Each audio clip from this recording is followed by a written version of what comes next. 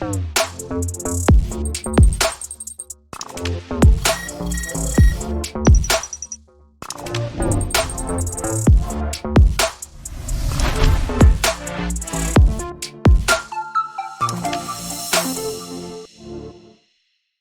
great that we could organise this and get you on. It's really interesting because you're going to be the first guest from a combat sport competitive background in terms of competing on one of the biggest stages in the world, right? So it's really great to have you on, honestly.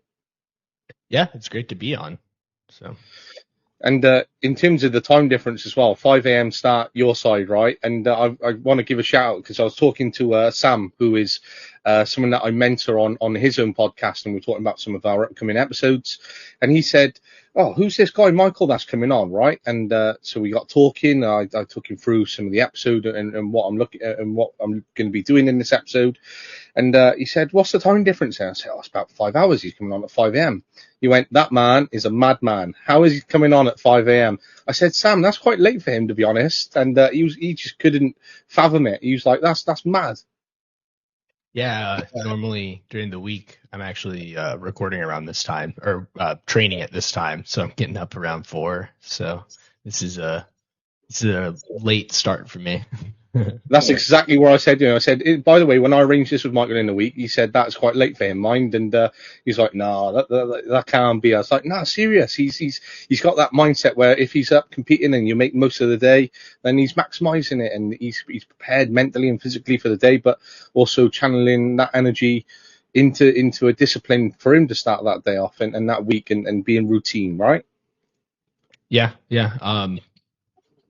Normally just getting up early like this, it makes a big difference. You get the day started. I get up, I train, and then go and train more. So earlier is better. Then you can still get to spend time with family and everything too, so you don't miss too much. Yeah, I agree, and that's something that I'm trying to. So I do a bit of mentoring with those podcasts, and part of what I say to them, if you get up a little bit earlier, you can maximise a bit more of your day, and you can feel a little bit more productive, and instead of seeing 10 a.m. as a really early start for you for a podcast, and then you're like, "Oh, I'm so tired for this one." Actually, if you got up a couple of hours earlier, you'd actually be more prepared and wouldn't feel that it was as early, and you would then feel like, right, I've got the rest of the day to sort of do what I need to do, rather than trying to cram it all in because you got up a little bit later or because you went to bed at 3 o'clock this morning and now suddenly you're up, and some days you're up at like 11, 12 o'clock in the day, and I feel like they've wasted so much of the day by getting up that late, Yeah, we actually we do the same thing when we record our podcast. We actually get up around 4 or 5, and then we actually train beforehand. So we bring our guests in and actually train with them, and it makes a world of difference when you knock something out before you record. I think that's class as well in terms of getting up and training with them, and I think that's pretty cool, man. Yeah, man. It definitely it breaks down some barriers when it comes to them being comfortable talking to you too. You get to know each other a little bit beforehand. So yeah, no, and from that perspective, it makes sense as well, and leads into a good episode. Well, before we dive any further into ours and this amazing conversation takes itself away, it'd be great if we can get an introduction, Michael, in terms of who you are, what you're currently doing, how you got into the sport, and what your current future looks like, and then we'll explore that as we go through the conversation. Yeah, so Michael Sutherland, so this is actually my second stint as in the combat sports world. So back in the 20-teens, I was actually doing MMA fighting locally. And so this is kind of like my second professional career. I mean, so the sports itself aren't like the thing that produces money. It's the things, your brand around it and coaching and all of that. So I've been coaching for about 14 years. But in between this run as in jiu-jitsu and my run in MMA, I actually spent time as a brewer. So I've run 3 separate breweries at this point, all not my own, other people's. But yeah, so like I've run I've been in brewing, but before that, I was in MMA, and then now I'm leaving brewing to be back into jujitsu because I don't want to get in the head anymore. um, but but yeah, so I'm doing jujitsu. I'm competing in the International Brazilian Jiu-Jitsu Federation. Currently, that's the circuit that I'm working in right now. I'm actually going to be over across the pond on your side in October, so I'm going to be competing there. But before that, I'm actually be doing the Pan American Games. So Pan, we just call them Pans, um, but so yeah, I've got a lot of competition lined up. I'm going to be October is actually going to be my busiest month, uh, but yeah, I've just been competing jiu-jitsu uh, in international opens right now, but I have a few majors that are coming up.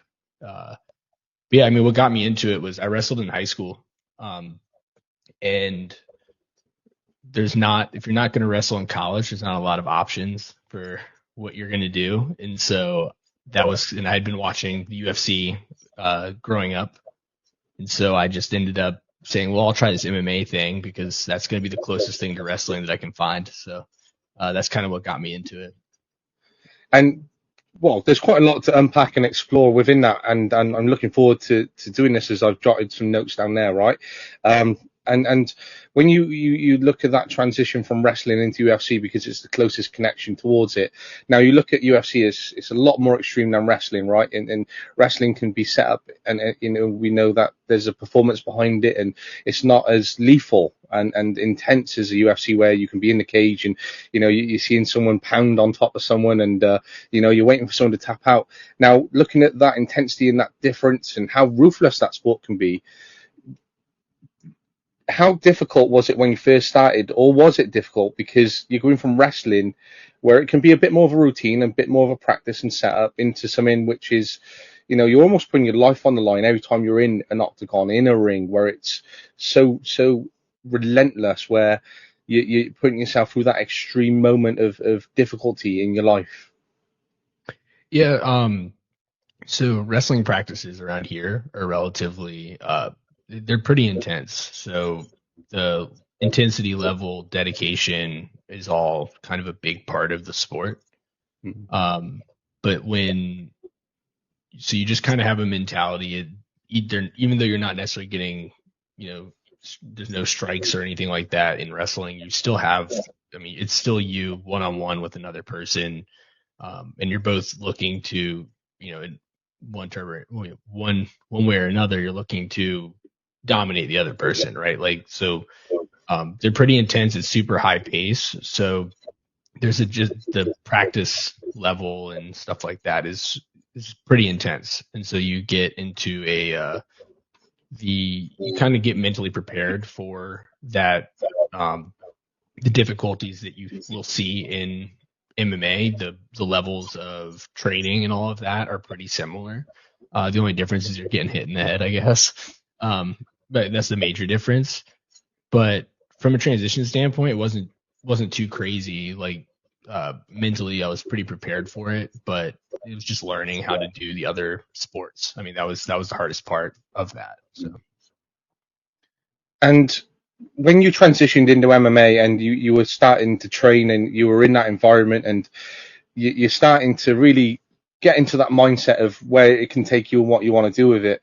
Now, what was your first steps into competing on a stage or in a 1v1 or getting into a fight record? And what did that process look like for you? yeah, so I had some coaches that luckily, they were, I had a good kind of support system for that, good team. I went through, I think I trained for about, how long did I train before the first fight? Year or two before the first fight. So so it was about a year and a half, 2 years before the first fight. And yeah, no, it'd be about a year and a half, so about 18 months.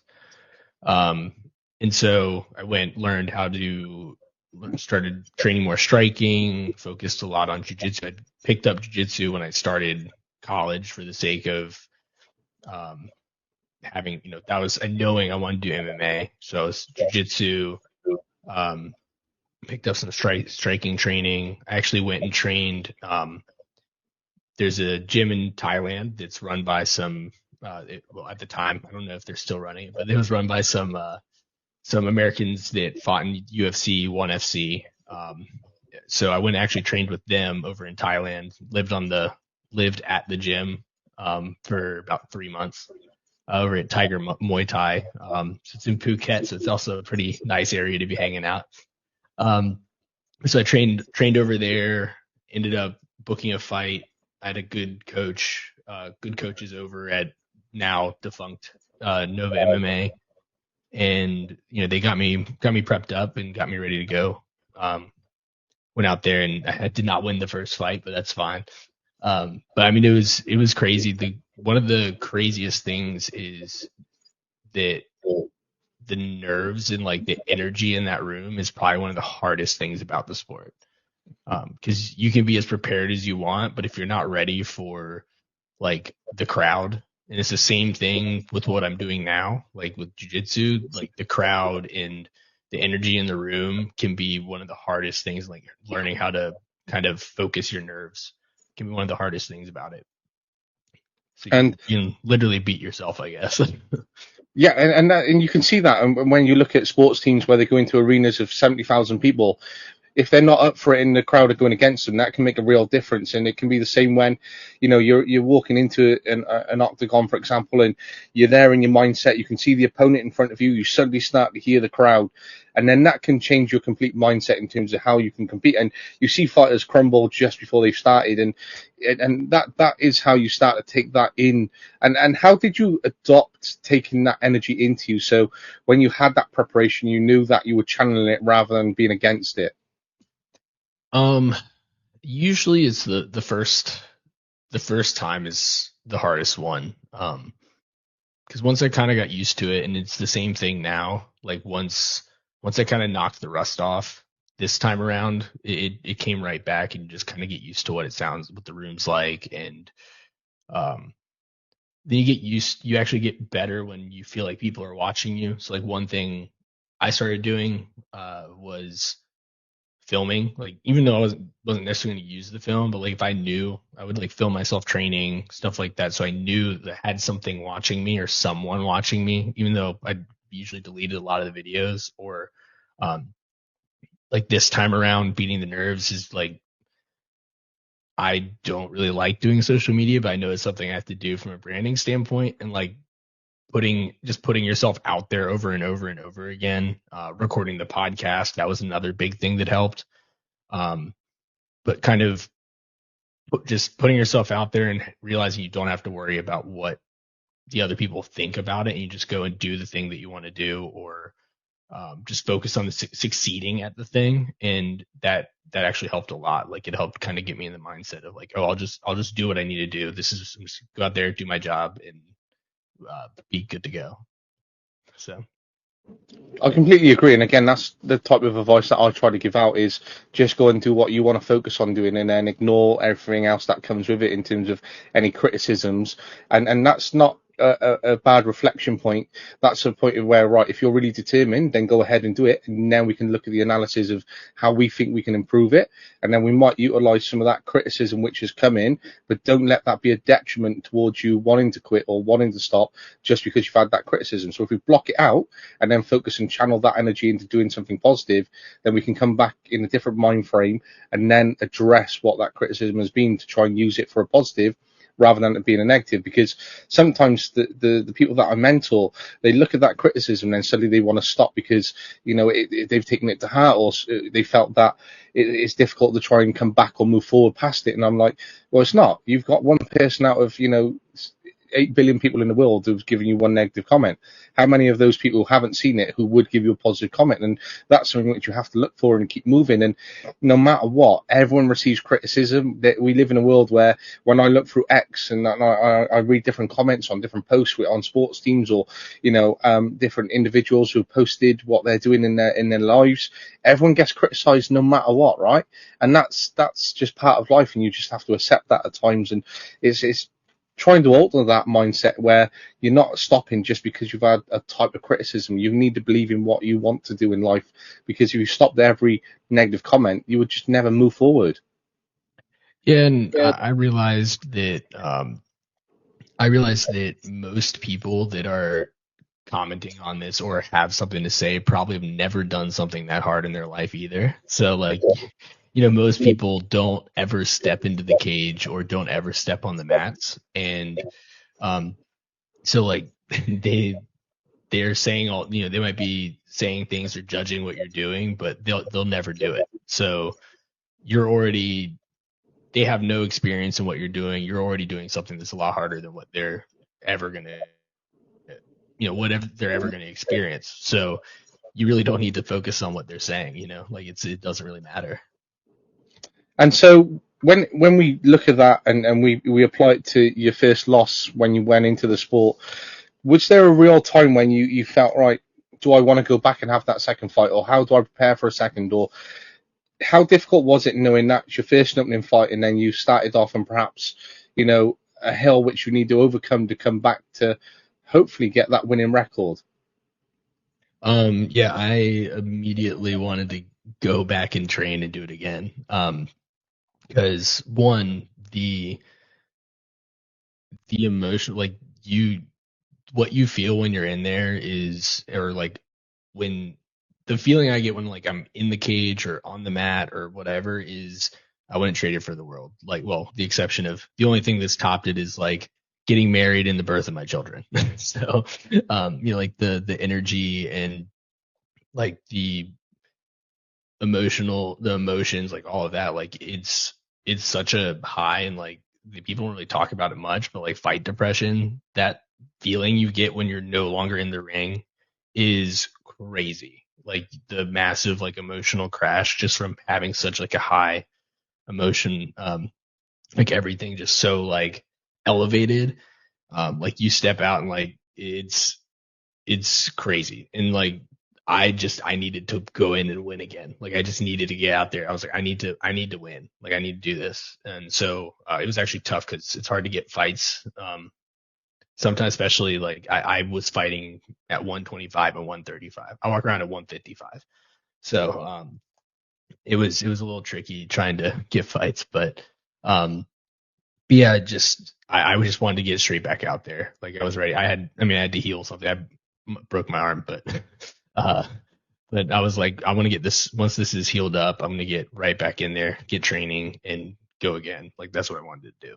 So And you can see it, like, I'm an avid boxing fan, right? And you get to look at different fighters like Manny Pacquiao, who has returned at the age of 46. And then you look at other fighters over the years who returned at different ages, such as George Foreman. And then recently, Adrian Broner has announced his return to the ring at 36. Then you look at fighters like Tyson Fury, who's retired like 8 or 9 times in his career, but keeps wanting to come back at different points. But you get legends like Roy Jones, who fought into his 40s then and ended up fighting different fights across in different channels in areas of the world for belts which people who are a casual boxing fan may never have heard of. And sometimes people look at that and go, well, he's ruining his legacy because he's had so many fights. But you can sort of understand it, and that's one of the questions which I had prepared for you is, and you've already alluded to it as you started talking, is that mindset is so important, and it's always within you, despite that mindset of that thrill factor and that energy that you have and that passion for the sport. Because when you see these fighters returning at 36 in their 40s as well, it's because they have that burning desire to keep fighting and that passion. And when you think of the highs which they are on, number one in the world, and they're undefeated, or they've got these belts, and then they're at a different point in their life, and they've come back at 46, and they're no longer number one, they're no longer undefeated, they're not top of the world, and they see someone else. They will never have those nights back again, because that's once in a lifetime, and they had that period for X amount of years, and they've been retired since then, and they've had losses, but they have that ambition to come back. And it's that thrill of being in the ring again. It's that thrill of feeling the crowd. It's the thrill of being on pay-per-view, or people watch you around the world again, and you can understand why they come back, because it's always within them. yeah, like so I tried to go back and do this. I tried to come back into the world and do it as like a hobby again. And like the second I started getting like the feeling for it, I was like, oh, I'll just do one competition just to see if I still got it. And I did one competition, and then it was just like, all right, I just need to compete all the time. Like the the it's the feeling you just can't trade for anything else. Like it's just there's just something about it. Like it's you kind of don't you always feel like you can do it. I guess is another thing. Like you're like, oh, I can always go right back out there and I'll be able to do it just like I did before. And you know, and you can't really be in the room doing the thing, like doing the sport, competing or not competing, but even just like training the sport without feeling. You start to get that like urge again, like once you start competing, because it's like or start training even if you're not planning on competing, and then it just ultimately leads to competing again. Because like you just it just becomes a natural thing, like a second nature. Just becomes second nature to you. It's just a thing that you you get so used to and you've done for so long, or in some cases you're like, oh well, my body still feels good. Maybe it won't feel good again. Maybe it won't ever feel good again. This is the time to chase it again. So like you have all these different you have all these different ways that you kind of rationalize it to yourself, but ultimately like you love doing it so much that you just want to get back into it. And there's all these other great things that might be in your life, but none of them are filling that specific gap, right? Like there's a specific feeling that you're looking for or chasing that only you're competing in your sport can fill. That's why there's all these guys that even in other sports that just keep doing it until they like almost physically can't, right? Like in so like we have Messi came over to play clubs, I guess professional soccer over here in the US, and like he doesn't need to do that to be for any reason other than he just loves the sport, right? Like there's no other reason for him to do that. He's one of the greatest of all time. So And it's that thing as well when you look at it, and as you were talking then, I was thinking of you competing later this year and being on that international circuit and the potential of winning those titles or belts and accolades that come with the different types of competition. And when you look at it, if you had walked away altogether and you just continued to live your life and you were a trainer and you were a coach, and okay, you get the thrill of maybe seeing the other fighters and being a coach on the other side, but as you're a coach, deep down that you want to be in the ring yourself and you want to be fighting. And as much as it's great for the guy that you're coaching, you also have that within you. But where you're competing, and again, like Messi there and how he's in the sport, and yes, he still has potential to win cups and titles. And in his respect, he's won everything there is in the world. So what difference is a couple more titles? Well, if that's a legacy between being the greatest ever between him and Ronaldo or some of the others, then they're both going to keep competing for as long as they can for the next few years. And especially if Ronaldo can push himself to play in a World Cup in a couple of years in his 40s and take his team to a next level, then that is something which he's going to push for. And it's about those ultimate career legacies which they're both competing for. But in terms of focusing on you and looking at your career, if you had walked away altogether and you were still training and you're doing it as a hobby, life would still be there. It would still be part of it. It would still be part of you.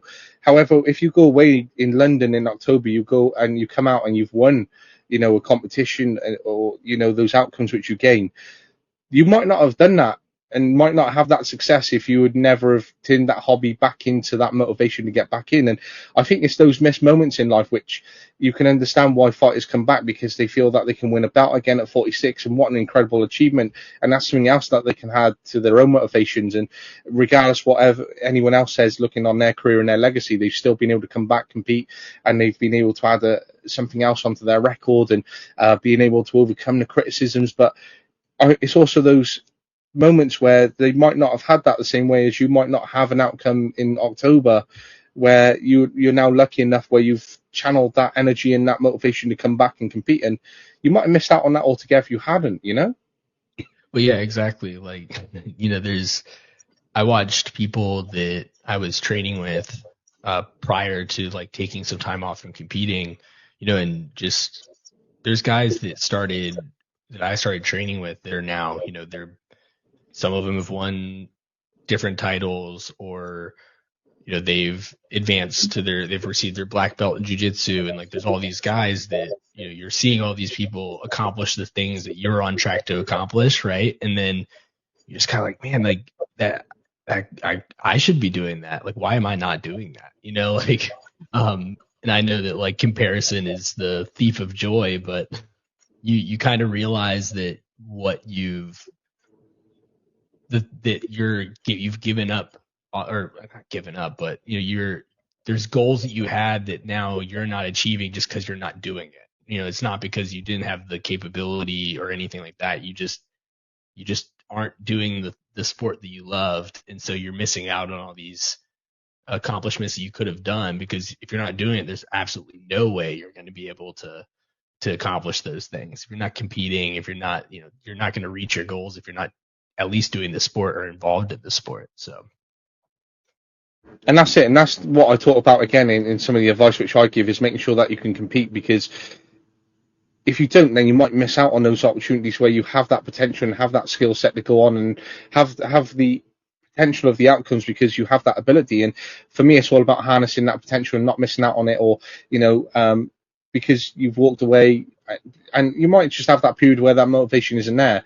However, you might just have that bit of a sabbatical, bit of a timeout, and then you come back and you can compete for something which you know you can go on and achieve. And then you've got that amazing outcome in your life where, yes, I did come back, and yes, I did win this, and now I can always be proud of that. And even if your motivation goes away straight away after it, you can still look at that as your high, and then you can choose to direct your career in a different way. But where you touched upon training with other fighters there and seeing them compete and go on and win different things, when you were training with them and you were able to analyze them, observe them, was there a time when you saw those people winning stuff, but you were like, I can beat this guy, I know I can? Well, I mean, kind of. I don't know. Like there's you kind of have to always think that way, though. I guess if you're fighting, you have to always think that you're going to be better than everybody else. Otherwise, you wouldn't do it, right? But yeah, I mean, there's some of these guys we were in different weight divisions and stuff like that, but I'm seeing them winning. It's like, we trained the same way, we trained with the same people. There's no reason I shouldn't be able to do it too. That I think it was more like that, because a lot of these guys, it wouldn't be people that I'd see in competition. Just division wise, weight classes and all of that. But just knowing how well you do against them in the room, you're like, well, if they can win, then like there's no way I couldn't win. We were both if this was my main training partner, like we're both in there all the time trading wins for wins against each other on the mats. Not, you don't really win in practice, but we're both catching each other. So there's no reason that I shouldn't be able to do that. And that's good, because as you said that, I thought, that's a great perspective, because if you both train with the same trainer and you're seeing them succeed, then again, it's no reason why you shouldn't. And then you can see why fighters change over to different trainers in their career, because they've seen someone compete and how well they've competed. They're like, well, I know this trainer can do that for me, and that can work well. But as a coach, then on the flip side of that, when you get an athlete come to you and say, Michael, look, I want to compete. I've seen what you've done for this guy. Can you get me there? Is there a time as a coach where you feel, I will do my best to get you there, but then there's a bit of you as a coach, you take that analysis where you feel that they might not get there? Do you ever see that, or have had that experience as a coach? Kind of. There's specific, and we talked about this on my podcast. There's like specific things that there's certain traits that people have to be like, for us to be able to take them somewhere. Like, because if they really the main one is they have to be coachable. Like they have to be able to listen. They have to be able to take advice.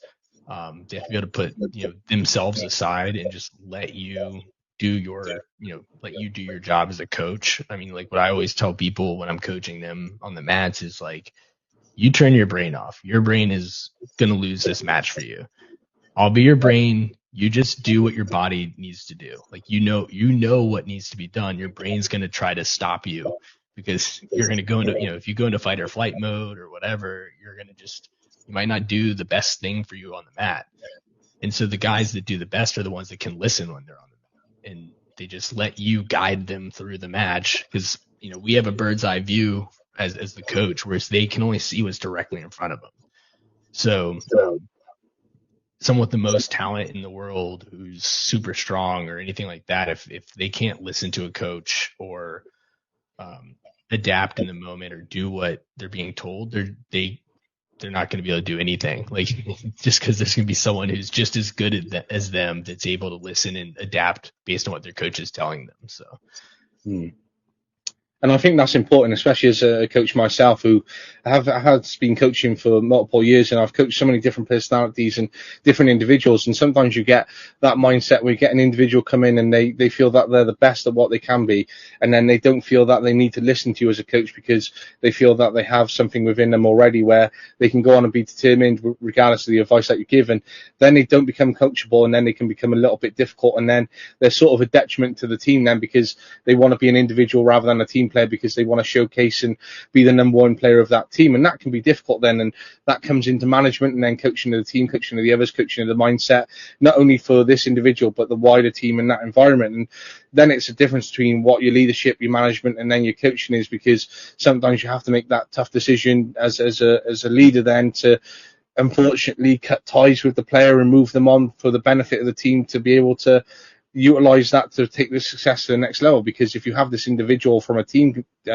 environment who just wants to be individualized, then it can be detrimental, and from a tactical point of view, it's difficult then to manage your game and manage that individual. But when you're on a one-to-one basis, it gives you a bit more of an opportunity to work with those individuals, because it's such an intense environment. It's, you have to give that feedback when they're coming out from the ring, and especially when they've been competing on by themselves. And from a fighter's point of view, and having been a coach and having been a fighter and understanding what other fighters go through, how lonely can a sport like MMA be, and jiu-jitsu, and especially when you're in training camp and preparing, despite being around other fighters, but knowing you're in your head, knowing what you've got to compete with, knowing the other fighters you're coming up against, knowing that analysis.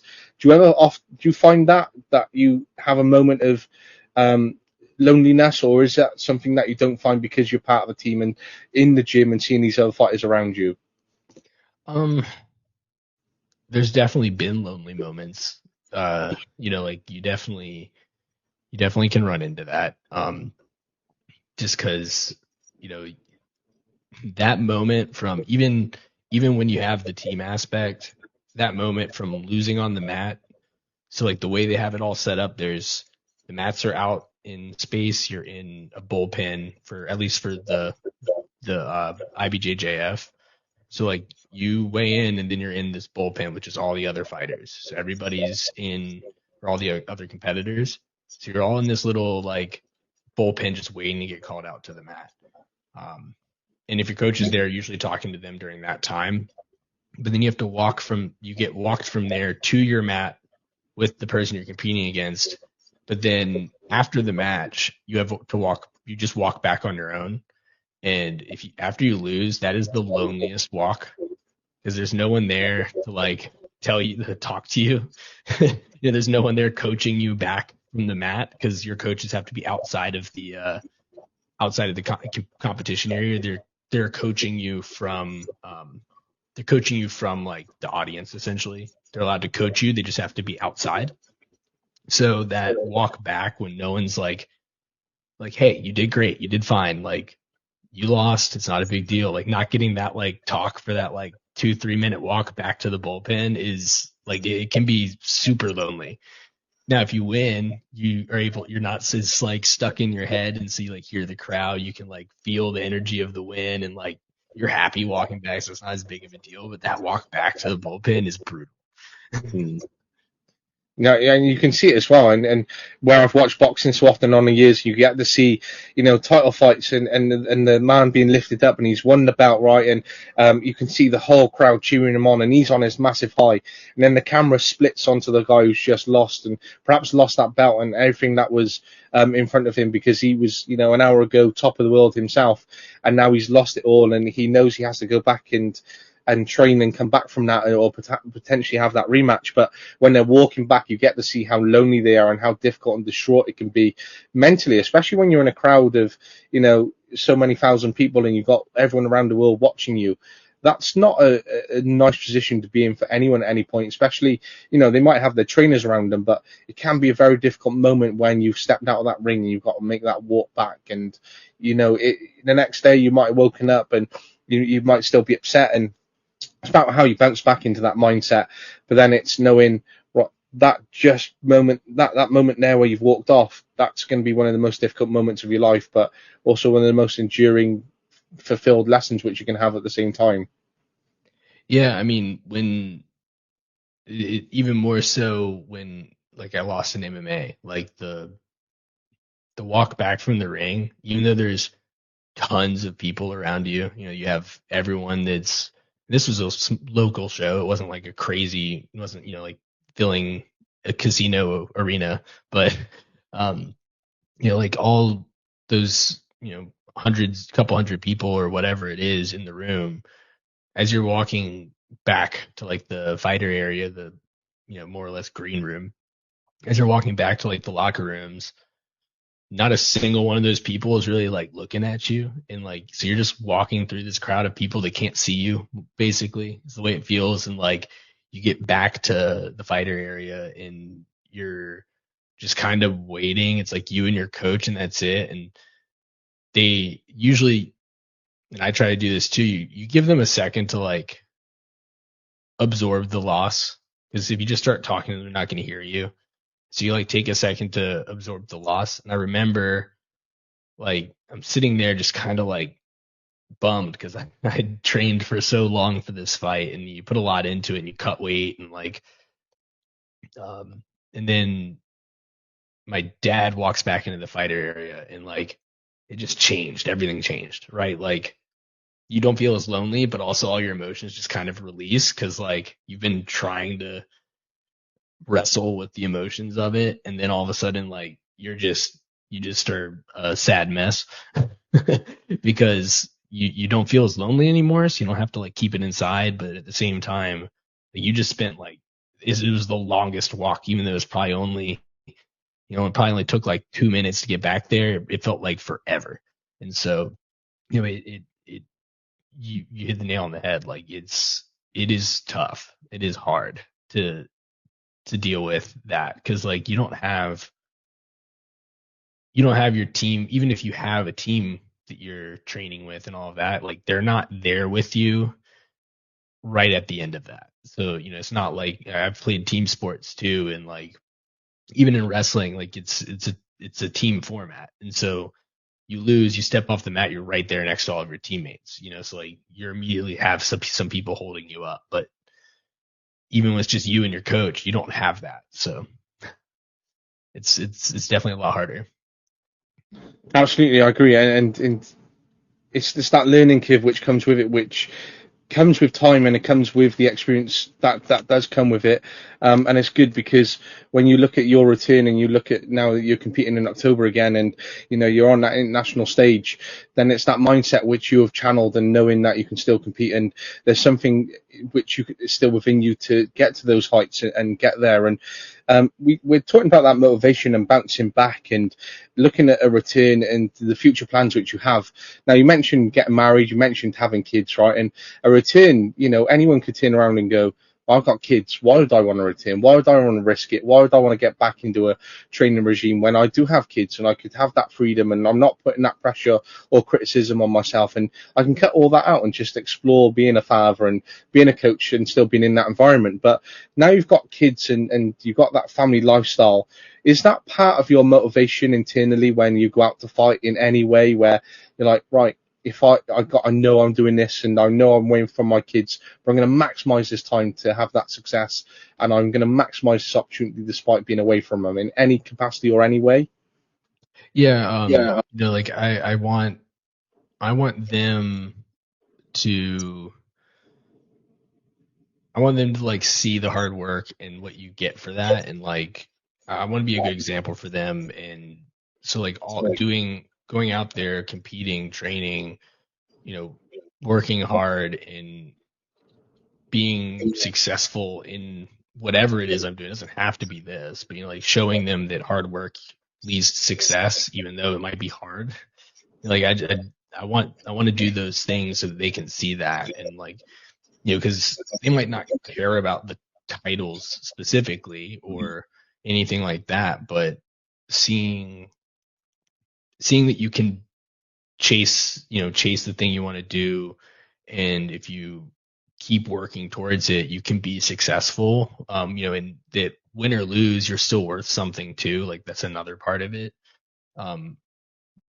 And being productive with it, like all of that are all things that like I want to be able to put, I want them to see, I want them to be able to embody that. And so, it's just, I want them to be, obviously I want them to be proud of me, but at the same time, I want them to see that their dad is doing something difficult and that they can also do those hard things in life and succeed if they want to, like those are, and at the same time, like this is going to end up taking us around, we're going to be able to see all these cool places and travel, and like they're coming with us to London. They're not going to be at the competition, but they're coming with us, and like, being able to take them places and they'll be able to see the world because of this. It's the things and places we can go doing this is really cool. And like those are experiences they won't be able to trade for anything else too. And it's those wider experiences which benefit them as young people and children, and being in that family unit and being together as well. And as much it might be difficult, and hopefully that you don't lose, right? But as much it might be difficult if you do, then it can be hard to go in and speak to your family and children and talk about that loss. But if you talk about it openly, you're teaching them lessons of, yes, these things happen in life. How do we bounce back from that? And that can be a difficult conversation itself, because you might still be emotionally invested, and you're still on the back of that loss, which is difficult to take.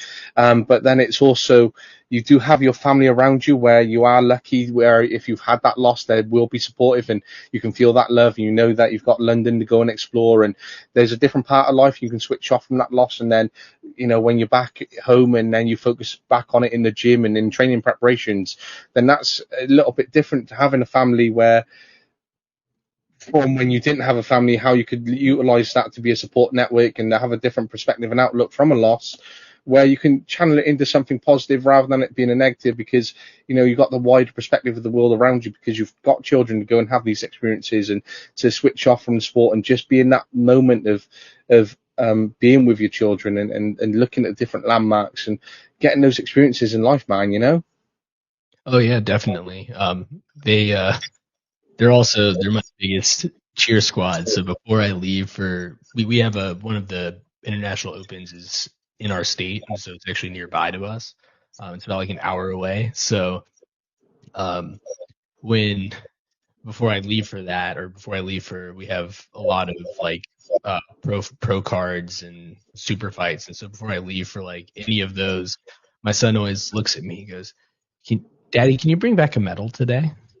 And so that's always knowing that like, hey, you're gonna go get your gold medal, come back, Dad, it's fine, or go get any medal. They don't care which one it is, but they have some sort of understanding of what I'm going to be doing, and they're young, but they understand they understand the general idea of you go, you compete, and you bring back a medal. And one time I didn't go high enough in the bracket to get to even third place matches or anything. And he's like, "Daddy, where's my medal?" And I was like, "Bud, well, Daddy didn't beat the right people this time, so he didn't win a medal." He's like, "Oh, okay, you can get one tomorrow then." So it definitely lightens the mood a little bit, like you're saying. It also gives you something else to focus on, because you get home and you can't really focus on that loss anymore. So you get home and you kind of have to like focus on the family for a little bit, and then so it gives you kind of a moment to like shake it off and recover from it, for sure. Like it absolutely, that's what happens. So because there's times when you get to see fighters and they have that loss, and they might be struggling with the kind of loss which they've had and how big it's been within their life and their career.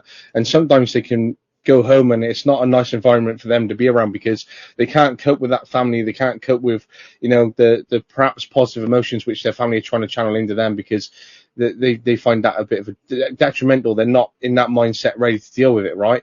And when it comes into that, they're not a nice person to be around, and there's been different experiences and different insights from fighters because they just can't cope. They want that space to explore and deal with that loss and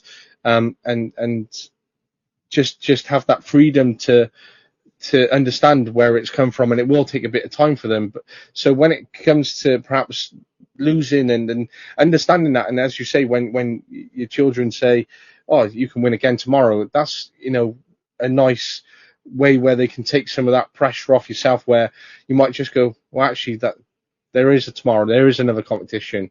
Yeah, I'll just go out and compete in that one. And it's nice to look at some of the innocence of a child in life and how you can utilize that to really come back. But I think it's the importance of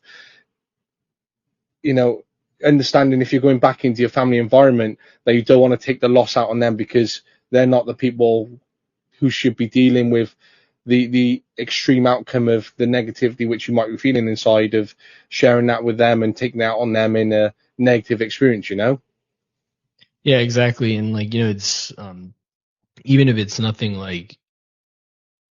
more or less abusive, it's very easy to retreat into yourself and become non-productive for them. It's easy. That's the easy thing to do after you lose, right? It's just to be like, oh, I'll just go train more, train harder, and that doesn't help anybody else around you, and it doesn't even necessarily help you. And so it's having them be a positive part of your life. Definitely, it can help keep you out of that that bad space, that dark space of feeling like you're not good enough. Because for the most part, if you lost, it's not because you're necessarily worse. You were just worse that day. You just weren't the better person that day. You weren't the worst fighter, or you weren't you just competed worse in that moment, and or the other person just competed better than you in that moment. Doesn't mean they're better than you all the time, or so there's plenty of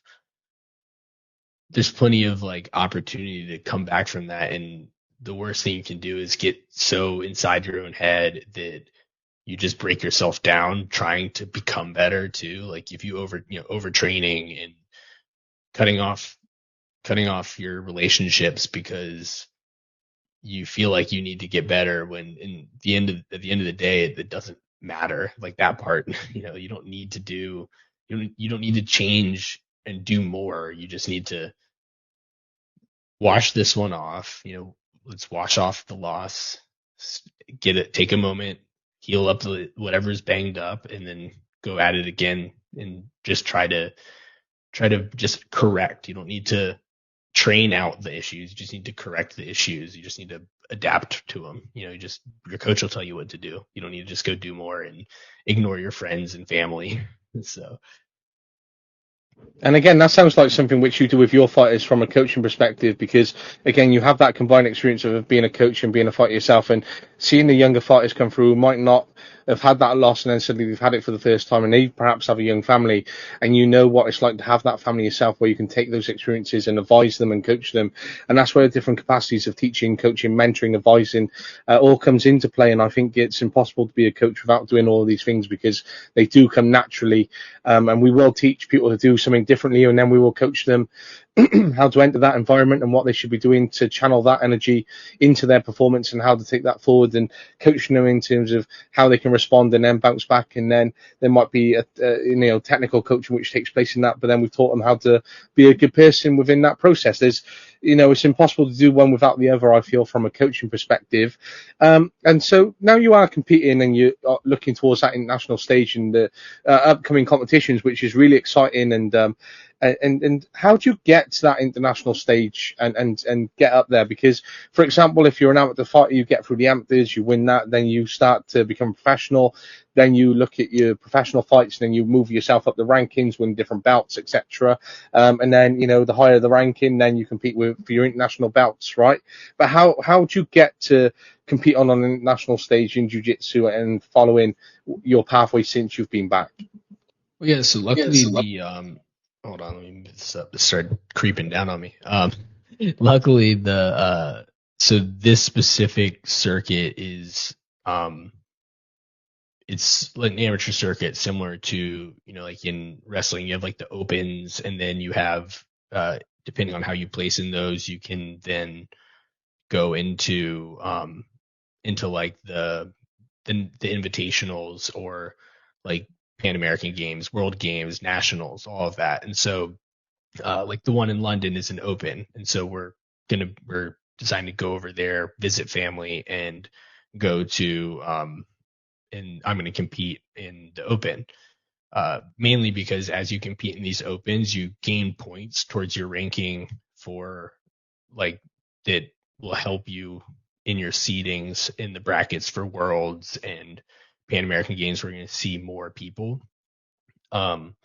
So like the week before I'm coming over to compete in London, I'm competing in the Pan American Games, or Pan Ams, Pans, and in that one, like based on where you're ranked against the other people that are in the bracket, you'll get placed better, like in better seating. So, but for the most part, you just have to you're just registering for these tournaments, and if you want to have enough points that you're not starting at the very bottom, because then you have a longer road to the finals, Um, but so a lot of it's for this specific one, it's just registration. But there's other ones where, like I have an invitational also in October. October's gonna be busy for me. It's like 2 weeks after I get back from London.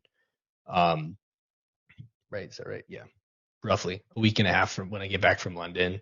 I have an invitational, and those are things where like people see how you're competing, and or they've seen you training, and based on your skill set and the way that you present yourself and how you've been performing, you might get invited to compete in these tournaments. And those ones tend to be like more of the pro ones, where like if I win that, I get money. I don't get a title, but I get money. So it's there's I guess there's a lot of different ways, but you have invitationals, and then you have these other ones which are more of like a league, but it's an individual sport. You just have to register to compete in them. And that those ones are mainly competing for prowess and for the titles. So And so, yes, it is a busy time in October for you, and that was interesting insight in terms of, the open ones that you can sign up for, the invitationals. And so, if we look towards the end of 2025 is coming up, and you got 2026 as a year, and say I sit down with you and I go, right, Michael, how does 2026 year look for a year as a fighter? How would you plan your exact year out? Do you look for X amount of competitions per year? Is it seeing what comes up as the year progresses? Like, how do you plan your year ahead? yeah, so I usually look to pick out at least I try to find one a month. This has been a little different just because I'm transitioning out of the brewing career at the moment. So I'm not doing anything this month, but I try to find a competition a month to do. It doesn't necessarily need to be a big one. It could just be, hey, I'm going to go do this. Like next month, I have a a local super fight, which is just one on non-tournament. It's just you go and you just have a match. Um, just so that one, I'm continuously competing because it's going to help me get better as a competitor. Um, so like I have that big month in October. I don't want to take 2 months off from competing, so I'm gonna compete in September. So I have like a tune-up for October. So like I'll pick probably next year. I'm gonna have more opens. I'm gonna try to have one go to matches or tournaments that help get me ranking every month ideally, but it doesn't always work out just based on where they are, and might not be able to make the travel work between that and coaching other people, and time away from family. So, and it costs money too. So, but to get there, um, but I try to have one a month, and then I might fill in some other things around those. And so if I know, all right, well, I'm gonna go to Atlanta this month. I might go to um, California for one of theirs another month, and then all right, well, there's a month in between where there's none that I can really get to. So I'll look for like a super fight or something like that to do those months. And so that's usually how I plan out what I'm going to do. And sometimes it ends up like October where I have something every weekend just because I'll sign up for one. Like I signed up for London first, and then I got invited to an invitational, and then they announced the Pan American, the Pan Ams, and so I had to go to. So then I had to register. So I registered for that, so I could do that, and it all ended up being within a couple, all within like a 3 week span. So um, sometimes it works out that way where they don't announce everything like a full year schedule ahead of time. There's just a general time when things are. Um, like we were going to go to Euros which is in Rome, but it's also on Halloween. So I'm going to take my kids to Halloween instead of go compete in Rome.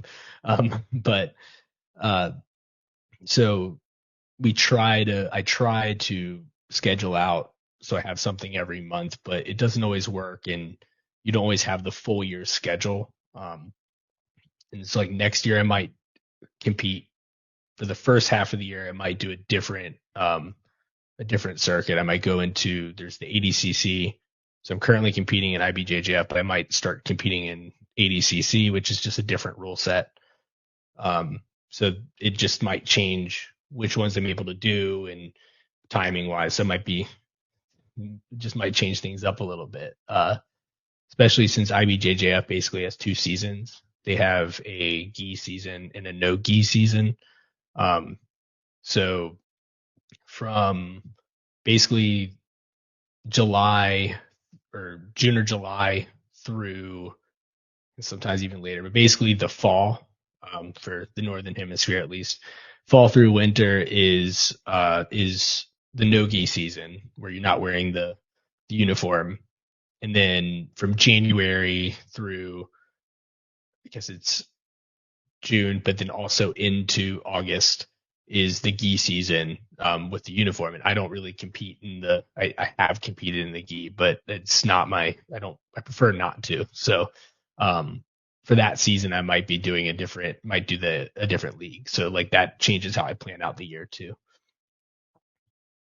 That's quite interesting in terms of how you look at your year. You plan that out, and there's different types of events. And when you look at that tight turnaround, especially in October between events, do you condition yourself and prepare a little bit lighter compared to where it's a really intense weekend, and then you've only got 2 weeks, and then you've got another one which you compete in? Do you take the pressure off yourself and train a little bit lighter in between those events? Yeah, so it'll probably mostly just be keeping moving than anything else. Just because it's such a tight window, I'll definitely be doing lighter training, especially coming from a bigger event in Pans to pretty much going to get back from New York. I'm going to be home for 2 days and then immediately go to London. So I'm not going to have a lot of time to beat myself up, luckily. But, um, and I'm cutting weight for all of these too. So like I cut roughly 6-7 pounds. So I'm going to have to keep that 7 pounds off the whole time. So that also changes things up. Having to keep, basically roughly 3 kilos off for the conversion. Um, and so, having to keep that weight off, like you can't go too crazy. Normally I think I did like a 7-day taper for the last one. For Pans, I'll probably do 14. So like I just reduced the training over 14 days. So I'll probably have to just keep kind of tapered off for the whole month of October so that don't get injured, keep myself healthy, especially since the last one in October is the invitational. So I want to be healthy for that money tournament, help cover those travel expenses. And I was going to ask you then, and you just touched upon it then, is yes, you get money from those tournaments if you have that successful outcome. And you talked about transitioning out of brewery in terms of in this period which you're in now, and you have to pay to enter some of these competitions which you touched upon earlier. And I was going to ask, you're transitioning out of this career which brings in and pays the bills, and you do coaching perhaps on evenings and weekends, and when you fit that in, and you might get paid for that, and then you're traveling towards these competitions where there are costs and stuff. But now you're transitioning out.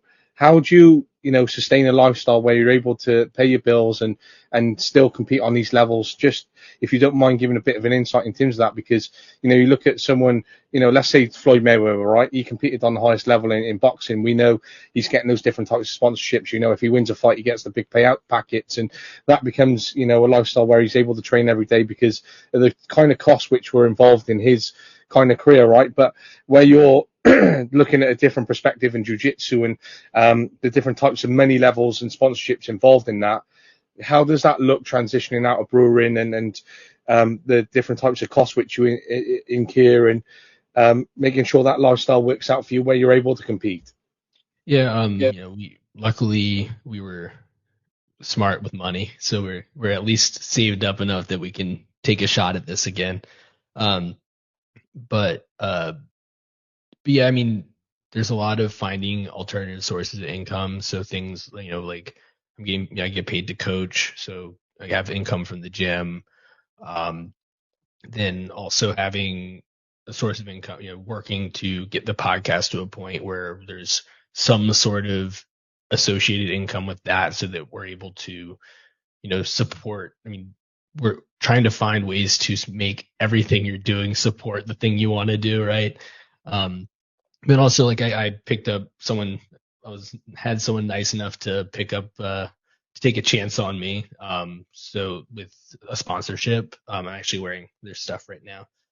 So Cruise Combat, they're a small business out of Dallas, Texas, and they're one of the few in this sport in combat sports that are doing everything. U.S. made fabrics and manufacturing all their stuff. It's actually made to order in the U.S., which a lot of the stuff is either coming from Pakistan or China for the apparel for the sports. So they're keeping me outfitted and helping me out so that help cover some of these costs, like registration costs and stuff like that. So that it makes a big difference. So I definitely have to shout them out because they're one of the people making this possible, along with my coach and the owner of the gym that I train at, Jason at Battlefield Jiu-Jitsu. And so it's just finding these other ways to make it work, make some money that helps support it. And so yeah, I mean, it's tough. It was a tough decision to make, to like, I leave this job that I get the same, I know how much money's coming in every day. Which was the reason that I left this, one of the reasons I left the sport initially was, I kind of need to make some money because it was right around the time I was getting married, so, it's definitely a tough decision to make, but, we were lucky enough to have a little bit of a safety net just from being, not too crazy with our spending. So, enough to make this work. So. And it's that insight towards the fighter's lifestyle and those competing in sports, right? Because, you've got your physical and mental demands of being in the sport itself. You've got those training demands. You've got the pressures which come from fighting in terms of any criticisms which you might receive and different scrutiny which comes with it in the different types of media. And then, you've got children and then a wife and then a family to look after. And then, you've got different costs associated with your life. And then you're traveling back and forth. And then you might have, different types of preparation where you say there about cutting weight, and there might be a time where there's a bit of fatigue which is caught up on you, and then you're balancing coaching other fighters, then you're trying to get the podcast in there, and then you do have the demands of young children who want to spend time with you and their schooling and things like that, and then you've got a career on top of that, and then you look at transitioning out and then trying to find ways to make money, and then you're doing that from coaching, and you're lucky enough where you've been able to put that money aside, and you think, well, why would he want to come back? Why would he want to drop into savings? Why would he want to transition out of his career and give his kids a lifestyle? And some people listen to that, and everything which we talked about throughout is that mindset and how you gear that back. And it's so important to have a supportive environment and network around you, including your family, where they are your cheerleaders and they are behind you, because your wife could have said, why are we doing this again? Why would you want to go into it? Look at the home we have, look at the money which is incoming. Why would we want to put our savings into it, or put that money and safety net on the line? And it's that support where you're lucky enough to have someone like that who is willing to be behind you, because not every partner would turn around and go, let's use the safety net to fund what you want to do in life. And that's the great thing, is you've got someone who wants to support your ambitions and get you there. And I think that's the importance of having a partner and support network, but also those different insights in towards of how difficult it can be to compete in these sports, and the things that people don't see behind the background, and some of the conversations which you obviously have with your partner and your coaches, and finding sponsors and generating that income, and making sure you if you've competed, you've come back, and then you're training those fighters to keep generating that income as well as trying to prepare yourself, because those people just see you on a stage in London. They don't see all these other moments behind you as a fighter and as a competitor, which lead you to being there at those different types of competitions. Yeah, exactly. And my wife has been very supportive.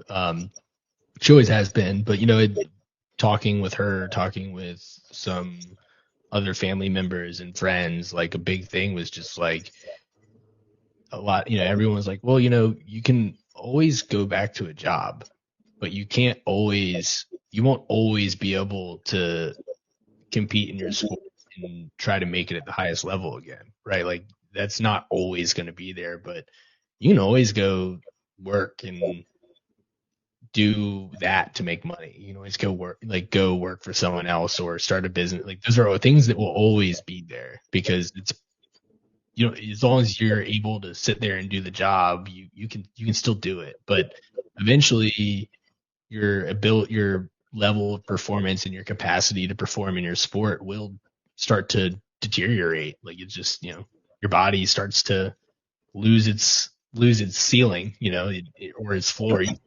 But eventually you won't be able to do the sport anymore, but you'll always be able to go back to work. And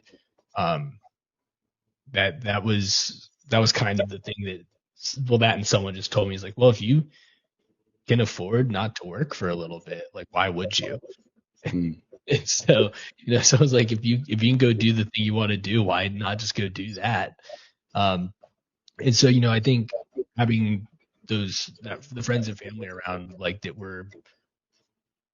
kind of talked me out of staying at the job, that definitely made a difference. Like people kind of putting that into perspective and showing me that I'll have people backing me and in my corner, and that made a difference. People being willing to support this, it also kind of increases your confidence in this, and in going back and competing, and training full time, because it shows you that there's people that'll pick you up when in those bad moments too, like we talked about before. I mean, it definitely makes it less lonely, and so I mean, yeah, it definitely helps having that support system. Absolutely, I completely agree, and I think it's so important to have those different types of support networks and different systems where you have those people around you, and then those moments where you can reflect and come together and know what you want to achieve and keep channeling those ambitions. Now, you talk about being at so many different competitions and being able to compete all over the world and in different places and geographical locations. And, that's a great experience within itself. And, not only for yourself, but for your kids as well within that. But as part of that, you get to meet so many different fighters on the different stages and circuits and compete against those different people. And again, create those networks where you get those different insights towards how other fighters are doing, especially if you might come up against them in a different circuit and you want to compete for that one. But are there any particular fighters where you're like, yeah, I really want to fight them and I want to beat them? Is there anyone like that on any circuit of any level where you just know in the back of your mind they're there that you want to compete with? Um, Weirdly enough, not specifically. I don't. I try not to follow anyone too closely. I try to only research the people that I'm gonna be competing against. I mean, like I watch some of the, I watch like the higher level guys, but it's a different time. Like it's just by the time I'm up there, that might not be the person. And um, I mean, there's definitely losses I'd like to get back, but I try to separate the person from the competition. So like when I'm like I try to research whoever I'm competing against, but I also try to make sure I don't find out who they are. Like if that makes sense. Like I'll watch film and stuff like that, but I try not to dig too deep into who this person is and all of that. I just try to figure out like what's in front of me and just focus on that. So um yeah, I try to be as clueless as I can about who they are, and I find that helps me because at least going into it. But um, so for now, there's not anyone specific that I'm looking for. No call outs. I try to keep it that way. No, that's cool, man. And it was just an interest in terms of, the different people on the circuit and how many people you might come up against. And, you might be hearing a name making a wave and you're suddenly like, oh, yeah, you know what? I feel that I want to bring them down a little bit. And that's just part of the sports where you get to hear about different things. And sometimes the way that it can be geared up. I know as a coach, and we hear at different teams perform in our league and we're like, well, we want to play them, and we want a bit of a competitive game against them. We want to bring them down a little bit, and sometimes that just comes into our own motivations in terms of what the coaches might want to bring, in terms of what we might instill in the team, and it's interesting in terms of how everyone approaches everything in a perspective. And I think sometimes I'm a bit on the in between where, okay, we want to channel that in, but then where you say there is you don't focus too much on other people. You just research what you're coming up against, so you can focus entirely on what's in front of you, so you can compete. Right? I try to balance that as a coach in terms of being a mediator and trying to manage that for the players, so they don't have too many pressures on themselves, and so we're not giving them too much information, and they know what they need to focus on, because you can overanalyze, you can overtrain, where you touched upon earlier, and it's about making sure we try to balance that out in the right way, especially in a hectic schedule. Yeah, definitely. Like especially with this sport, you can't over planning can be your biggest enemy because things just happen. Like situations occur in positions that if you write a game plan, something is going to change in the moment just because of the nature of the sport, and then all of a sudden you're in a position you didn't train for because you were training for a very specific sequence. So you kind of have to just look at like, all right, what does this person like to do? Where are they strong? And then you just try to not end up in those places. So or you practice getting out of those positions or avoiding them, or like a big thing in this sport, it depends on the rule set that you're competing in, but um, one of the biggest things I look at, because it determines how the match is, just the beginning of the match. Does this person sit down to guard, or does this person like to wrestle? Because that first exchange is really, I mean, it's your first opportunity to score points. So that's one of the most important parts of the match, because if they want to stand and wrestle, cool, I'll wrestle, I'll get my 2 points, because I'm very way confident on my feet. There's very few I don't there's very few people I feel like will be able to take me down in competition. And so, if I know that we're gonna wrestle, that changes how I'm gonna start. But if they want to pull guard, I need to also change how I how I initially engage and all of that, so that because if they pull guard, there's no points. That's immediately takes away scoring opportunity for me. So those little things is what you have to look at versus like, oh, I'm gonna, there's no plays, there's no there's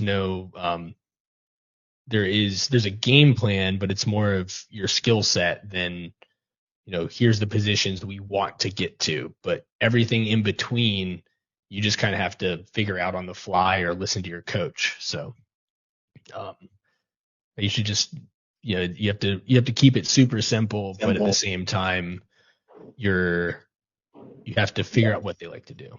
So it's a little different there. What a great insight, and I genuinely mean that. And it is good to have those, insights in terms of those preparations and how you make those tweaks in terms of what you're looking for and how you perhaps analyze and prepare for the fight ahead. But when it comes down to that, then, and knowing how many competitions you compete in, knowing yourself from your experiences and knowing the abilities which you have, who directs the way that you have those different tweaks and changes? Is it more you, or is it more of your coach? How does that look when you are preparing for those tweaks? It's a mix of both, because some of it is things that it might be things that I want to implement. But there's also my coach will see things, and when we're training afterwards, he'll be like, hey, like when we're in this position, I noticed that you like to go, you might like to do this move to the left, but how about we try doing this one to the right first? Like let's change which one is your move A and which one is your move B, like little tweaks to the game. Because obviously they don't want to, they want to keep you doing the things you're comfortable doing and don't want to introduce too many new things, depending on how far out from competing you are. But he'll tweak things based on what he's seeing, and I can only tweak things based on how I feel, right? Like I don't, he knows more than I do, so I need to listen to what he says. But he he'll tweak little things and change, like, hey, like let's he'll change the overall game, but like ultimately a lot of it will come down to like how I can implement it. He can give me a bunch of different tools and I have to pick which ones I put in the toolbox, right? So it's a mixture of both. Some of it's because I've been doing this for a while, so some stuff is kind of set in its way, like the way that my overarching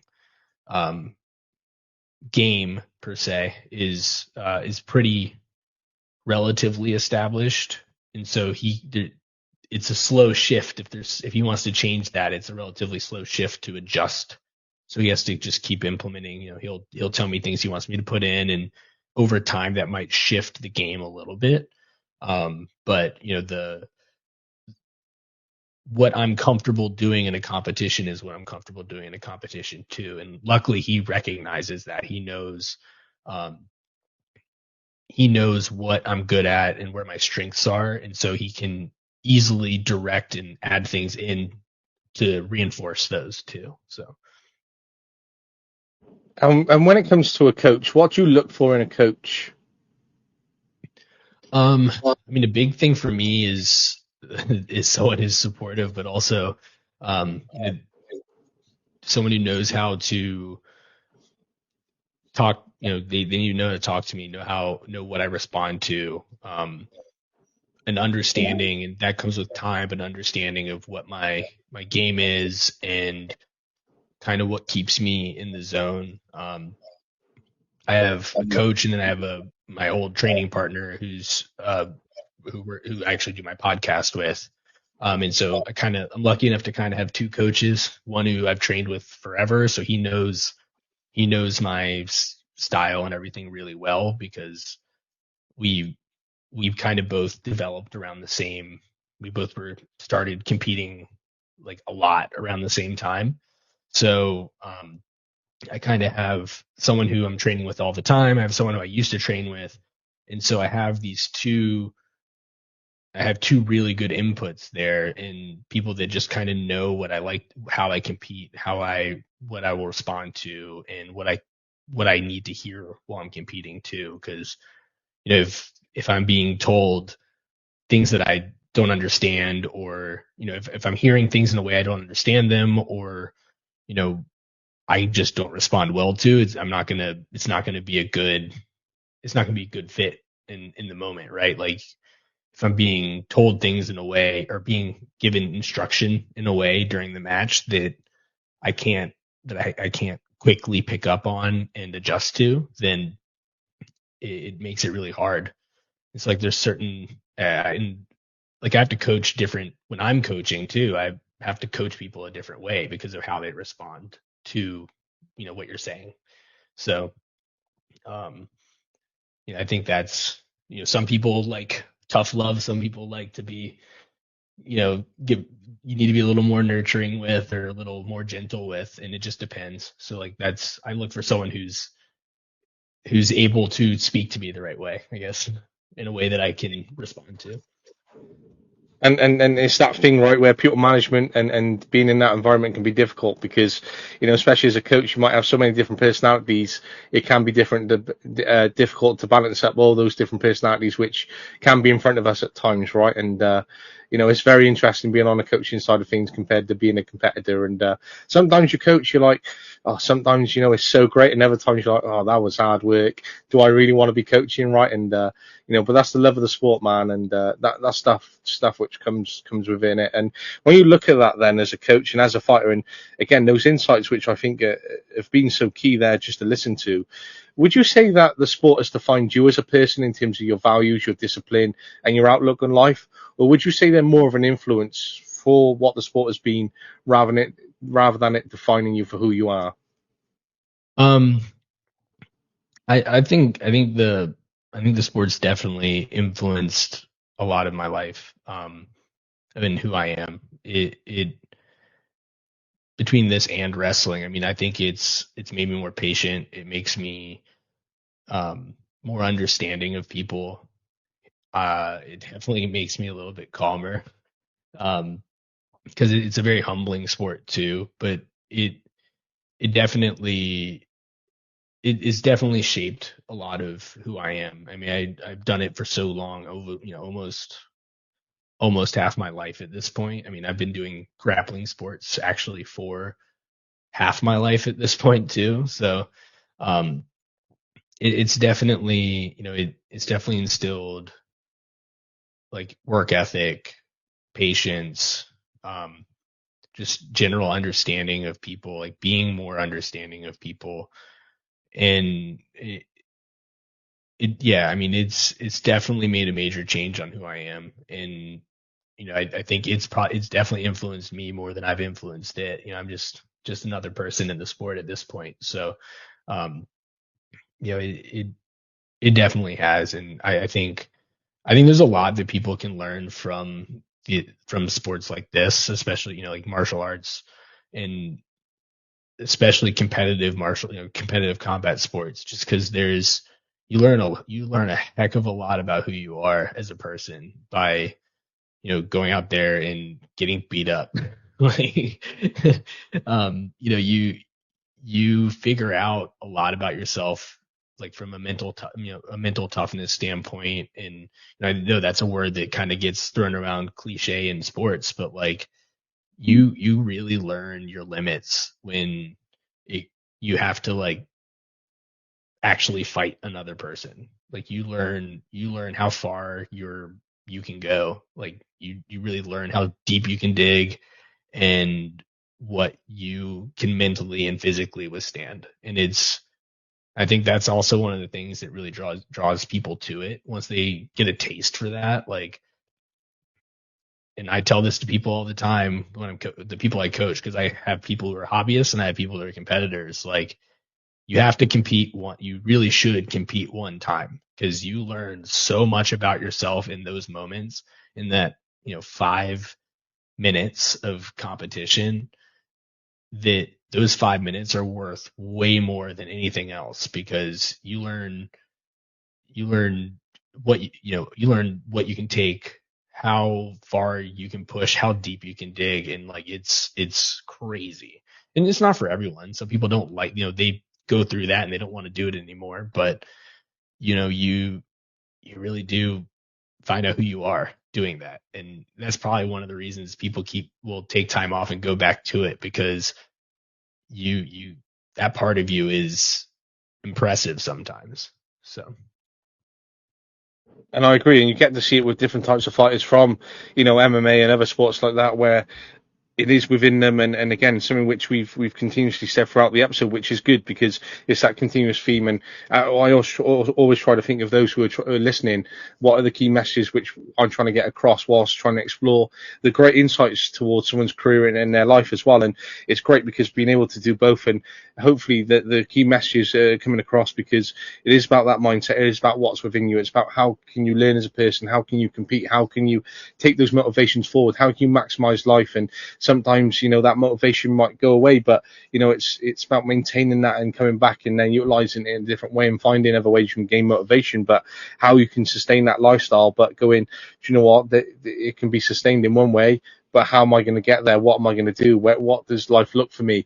What other opportunities? So for you, you've talked about wrestling, going into MMA, stepping away, coming back and being in jiu-jitsu, and that's okay in life. There was a time when I walked away from coaching and I wasn't motivated to do it, and I didn't find that within myself, and then I just had that chance to breathe, and now I've come back into it, and I've been back in it for years. And sometimes you just need that breather in life, and you get to see that. And sometimes when I look at fighters' records, and I'm like, oh, they only had one fight last year, and then they had like 2 years where they didn't fight, and you can start to understand that because they've had such an intense schedule for say 10 years, and then suddenly they won 2 years out just to go and explore themselves, and they still kept training, and they've come back, they've had that one great fight, and now they're in a schedule where they're just doing one fight per year because they're fortunate to have that status where they can have that one fight a year, for example, right? But you can understand when they take those periods out of their lives and that schedule, because it's been so tough and enduring for say a 10-year period.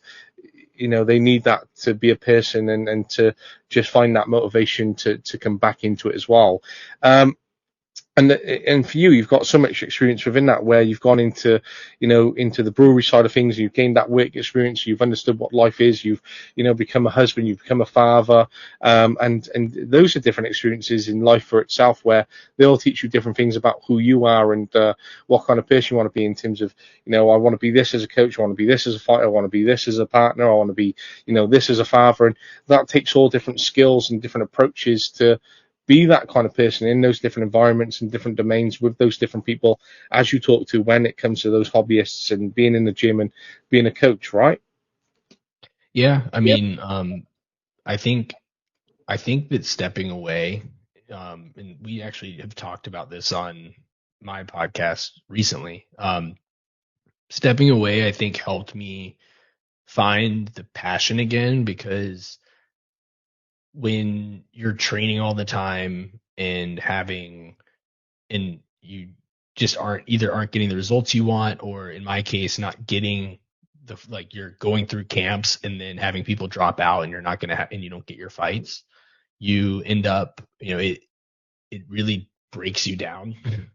And you start to lose your connection to the sport, because you're going through all the training and you're going through all the hard stuff, and you're not getting the goal, you're not getting the fun part. Or because for me, it was always that fight night, that's what the goal was, get out there on fight night. And when you're not getting those, it starts to kind of tear away the reward, and then you're just going through the hard part over and over again.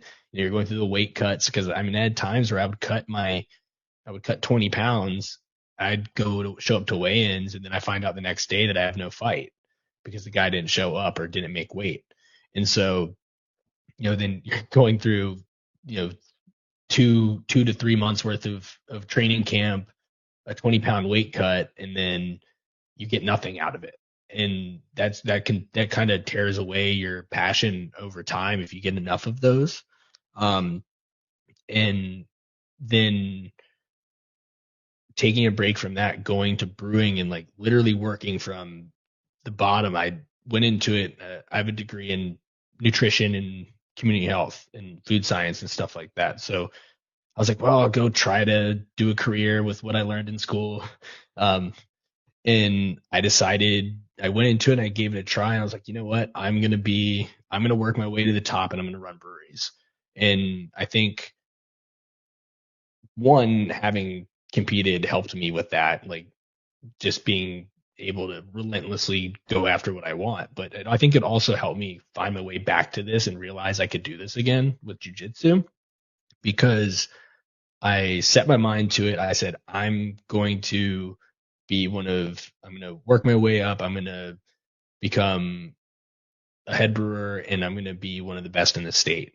And over, the past 9, 10 years, I've done that. I set my mind to it. I worked my way up to the top and I accomplished those things. And, I think that, I think doing that showed me that I could go back and do that again in jujitsu. So, I think those other experiences and everything along the way was super beneficial because I think it got my mindset back right.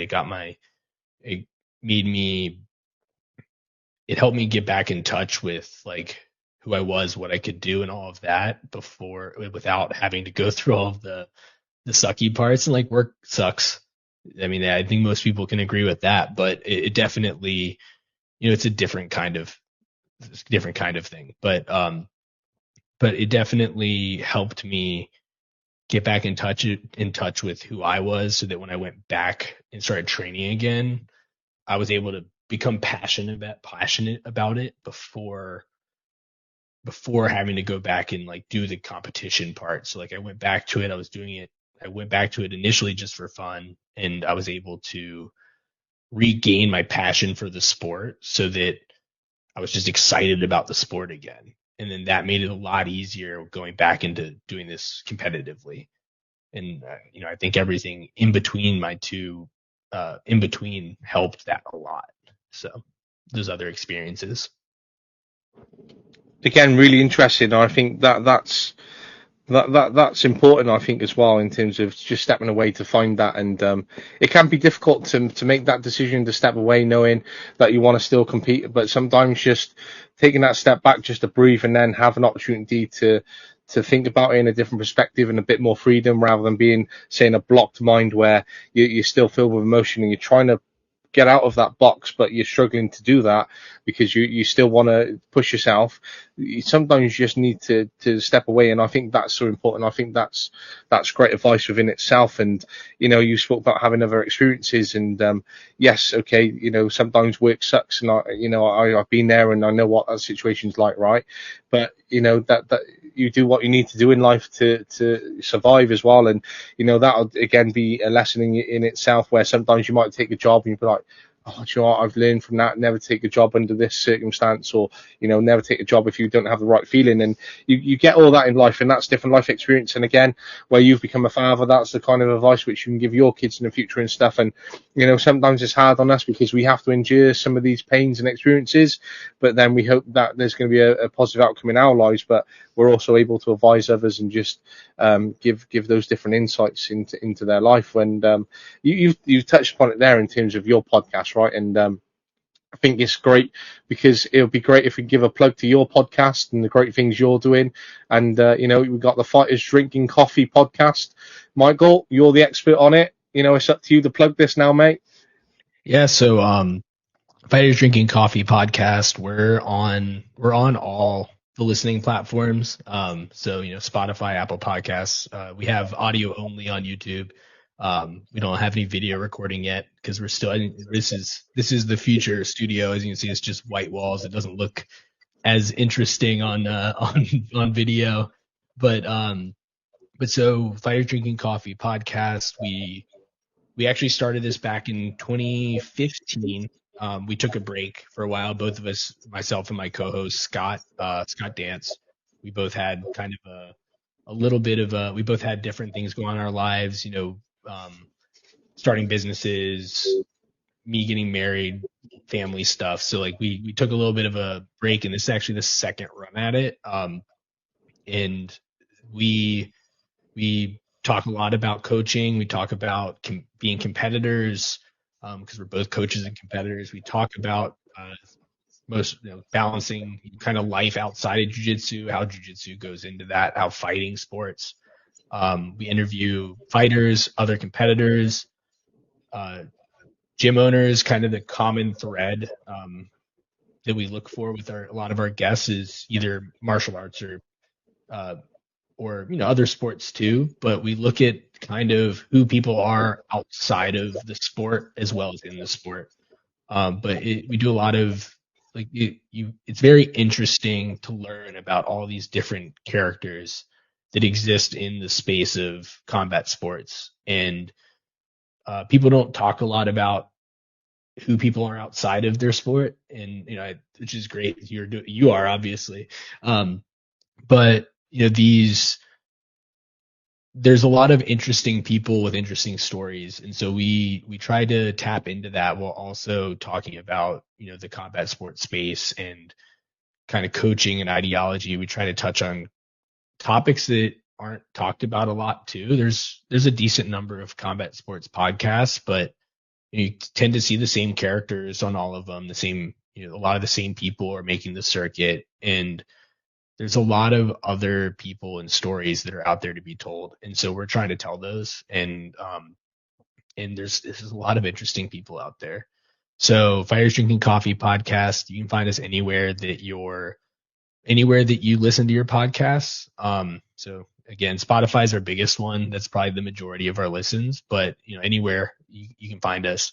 You can also find us Instagram. It's at Fighters Drinking Coffee. That's where we'll have updates, when we drop new episodes and things like that. So you can check us out there. We don't have a website yet. We're having to redo that. So we used to have one, but we're trying to get that started back up as well. But for now, all the updates are on Instagram. If you listen to the show, there's a link to we have a Discord, so you can find us on there as well. So yeah, check it out. It's a lot of fun. I'll definitely be checking out for sure for both your Instagram and Discord. But for anyone who's been listening and has taken a great liking to Michael, like I have, and you want to hear more about those insights and from the experts who are behind it and get into that side of things, then definitely please check out their podcast and what they're doing, especially with what's coming as well, where they said about relaunching it and about some of the guests which they've got coming on and the flavors which go into it as well, where I think that will be an interesting future that it has alongside competing and your future plans and how it's all coming together, and seeing the studio come together as well, which is going to be an exciting project within itself to throw into the mix of everything else of your busy life, mate. But that's the type of sports and world that we live in when we're in sports, right? Michael, I've got one more question to ask you before we go into quickfire, if that's okay with you. Yes, sir. Perfect. Okay, nice and simple, right? But you might not even think about it in this kind of context. But where do you see yourself in 10 years, and do you still think you'll be competing? Oh, in 10 years. So, yeah, absolutely. I'll probably still be in the same places, but hopefully I pick up some major titles in between there, and within 10 years I should hopefully it'd be cool to get up to black belt. But yeah, definitely. I mean, I'm only 32 right now, so I think at the age of 42 I'll probably still be competing. I actually coach a lot of guys who are around that age. I have one guy where is he?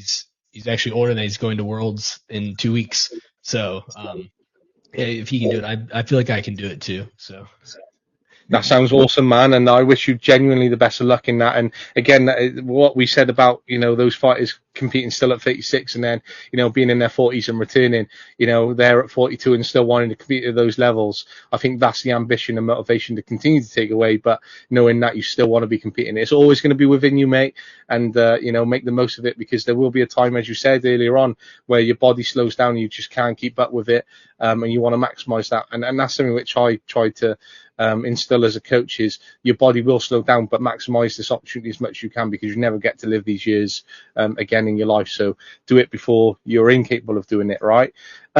Michael, it's been a great discussion so far, and honestly, mate, it's been such a pleasure to hear about your insights into your life, your fighting, and being able to hear about your future plans as well within that, but getting those key messages out, which has been so important. But before we wrap up entirely, and let you go for the rest of your day, let's move into some quick fire questions, my friend. Sounds good. And yeah, thank you for having me on. It's been great. This has been fun. That's been great, mate, honestly. Okay, number one, what's your favorite food? Oh, favorite food is it's Thai food. Favorite TV show? Favorite TV show that's changed, but right now I think I've been watching a lot of AP Bio. Interesting. Favorite film? Favorite film is that's a tough one.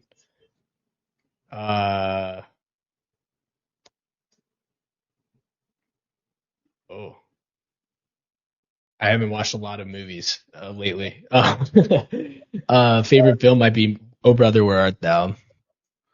Never heard of that one, but I'll definitely have to check that out now if you like it, mate. All right. Who has been the biggest influence in your life? Biggest influence has probably been probably my parents. Where has your favorite place been to travel to? We used to travel a lot to Colorado, and that holds a big spot in my heart. I like that. If you could live anywhere, where would it be? Oh, right here in Virginia. If you could achieve or win anything in the world, in any sport, or even if you're chosen one, what would it be? I think I really want that world title, so I'm gonna stick with my world title for jiu-jitsu for this one. What are your three non-negotiables in life? Time with family, time in training my sport, and then also time to relax. Like those are three things I need. No, true. I agree with that entirely. If you give one piece of advice to anyone in life, what would it be? Don't let anyone tell you can't do anything. You can have and do anything that you want to do. Obviously within reason, but people are able to accomplish anything they put their minds to. They just have to you have to do it. You have to put your mind to it. Absolutely. And final one, what does reflection mean to you? I think reflection is really looking inside yourself, and I think it's more than just seeing what you're good at. I think it's seeing what you're bad at and realizing where your faults are and where your deficiencies are, and actually thinking about how to correct it, not just identifying them. That wraps up a fantastic episode and time spent with you this morning, Michael. And again, I appreciate the really early start. And honestly, it's been such a great time to spend with you. And I've been looking forward to this over the course of the week. And I was looking at different questions, and I'm no way an expert like you, right? And I thought, I really want to get this in, or I want to get that in. But you've been able to piece it together, and it's been great to allow you to really take the stage and take the floor and take me through this journey with you being the expert. But mate, honestly, I appreciate you reaching out, and I'm glad that we can link up together and make this happen. And honestly, anyone listening, please check out Michael's podcast. And honestly, mate, I wish you the best luck for everything to come. I hope to interview you again, and I hope that you do well in London and your other international competition this year, but any other one that you do compete with that you choose to. And thank you again from me, my friend. Yeah, I appreciate it. And if you don't mind me just kind of plugging this, I'll be in London October 9th through 16th. I'll be competing at the Crystal Palace Sports Center in the London Open on that's the 12th, the Sunday, in October. And so like while I'm there, if there's any gyms or anything that are interested in having me in or anything like that, I'll be available. I'll be looking for places to train as well. So you can find me. Instagram is going to be the best place to contact me. So at GetSudsy, GetSudsy. So just find me on there, and if be great to find some places to train. So just let me know. Okay, amazing, mate. I'll clip that out and I'll put that out on the socials for you and see if I can help you in any way on that. But hopefully you can find somewhere, and that would be good if you could have those sponsors and places to train, mate. But thank you, mate, and best of luck for what's to come. And I'll keep doing everything in terms of helping plug that and push it over the next couple of weeks, a month or so, and until October. But I'll help you in any way I can. I appreciate it. Thank you. No worries. Thank you, mate. Well, have a great day and appreciate you.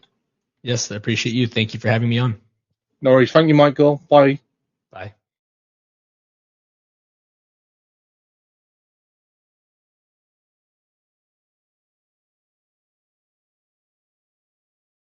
But yeah, we try to be that group that can help be there for the players as a three, because I think you mentioned earlier, you want to have different characters in the changing room. You want to have different personalities.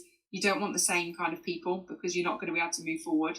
If you've got 10 people and they all agree the same things, you're going to get to a point in time where actually you're going to become unstuck. You need that one person to actually be like, nah, I don't agree with that. Or actually, we should try this. And I think that's why the huddle works, is we're all quite different as human beings. And I think you need 3 different people in there, because some players will naturally gravitate towards me and my personality, but equally some might go to the other 2, and that's absolutely fine.